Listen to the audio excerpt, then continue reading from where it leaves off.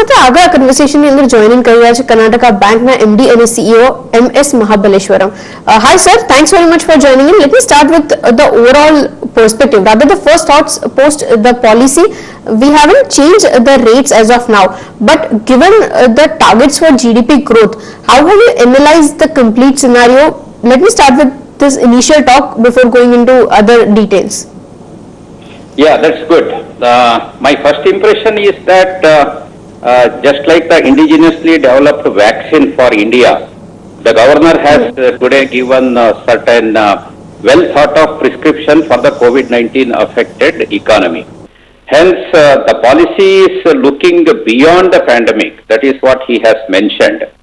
And of course, even though pandemic related uncertainty may still continue, policy-wise, I think there is no uncertainty because the very accommodative stance by itself sends a strong message to the market.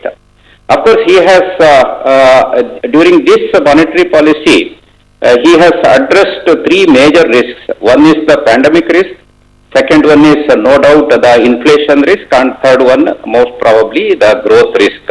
So all these three risks have been addressed properly in this monetary policy, and of course the borrowing program also more certainty has emerged. What RBI wants is a stable and orderly evolution of yield curve. So that is what the market also wanted, and of course the further supply side support to all this NABARD, NHB or the SIDBI, All India Financial Institutions, around 50,000. That would definitely ease the supply side of the credit for these institutions. And as far as the farmers who are really contributing for the economy during this COVID-19 affected period, so their loans against the pledge of warehouse receipt, that is increased from 50 lakhs to 75 lakhs. That is one of the most welcome measures because it will help the farmers to realize a better price. Not only that, it will also help the banks to further deepen the banking support to them. He has also made a reference to the financial index. Of course, this will be announced hereafter every year by July.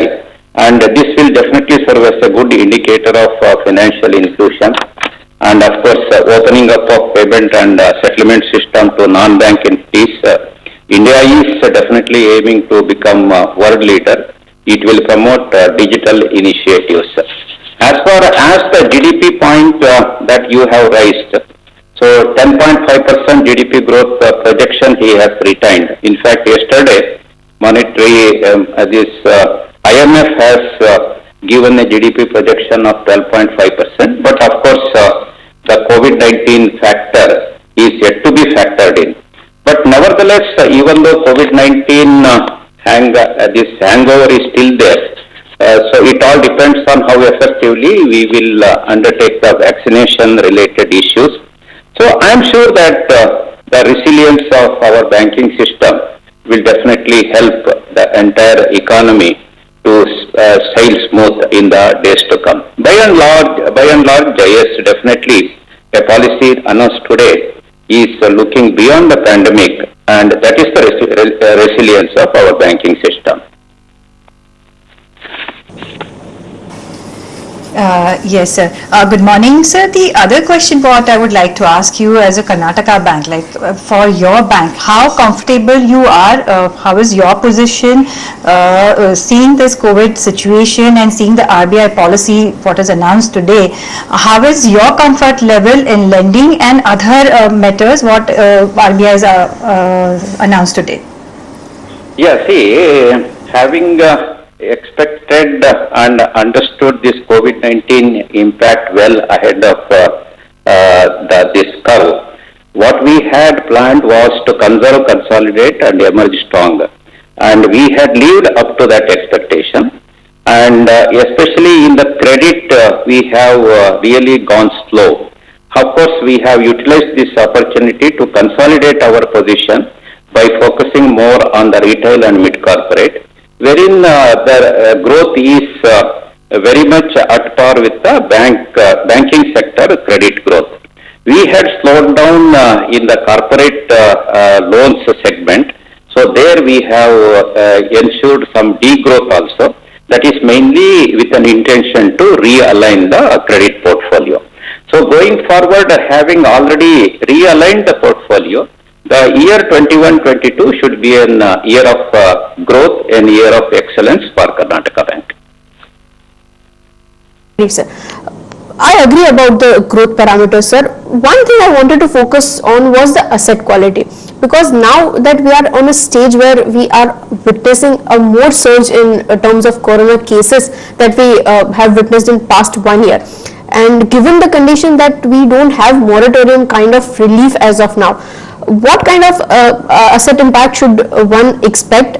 And as we know that the complete implication of the pro forma NPAs would also be reflecting in the books of banks. What is your analysis on that note? Because I have been reading some reports that raised some concerns regarding the asset quality getting worsened out a bit. I want your analysis on the same parameters. As far as banking sector is concerned, it may be too early to comment on this particular thing, because banks are in the situation as of now. They are in the process of finalizing their annual accounts. But one thing is very clear, as per the expectations of the government as well as the regulator, banks have actively involved themselves in extending the moratorium benefit.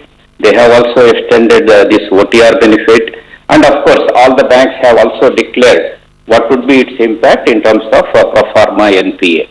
So that gives a sort of hope that the asset quality is reasonably under control. So going forward, during this, once the annual results are finalized and once the bank finalized their first quarterly result, I think the picture will be more clearer. As far as our bank is concerned, we also actively participated in the moratorium, OTR and everything. The pro forma NPA also, it was much lower as compared to the real NPA about a year back. And I am sure that the asset quality will really stand out. And since we have not focused more on the expansion of the credit, rather we focused more on supporting our existing customers, ensuring their health. I am sure that going forward we will stand to gain in this front. Ji sir, on that note, thank you very much for joining Thank with you. us, and all the very best for the new financial year. અને એ સાથે જ આપણે અહીંયા લઈશું એક વિરામ, અને વિરામ બાદ લઈશું દર્શકોના સવાલ જે બજાર હેલ્પલાઇનમાં આપણને આવતા જ હોય છે. અમારી સાથે જોડાયેલા રહેજો. પાછા કરીશું બસ થોડી જ વારમાં.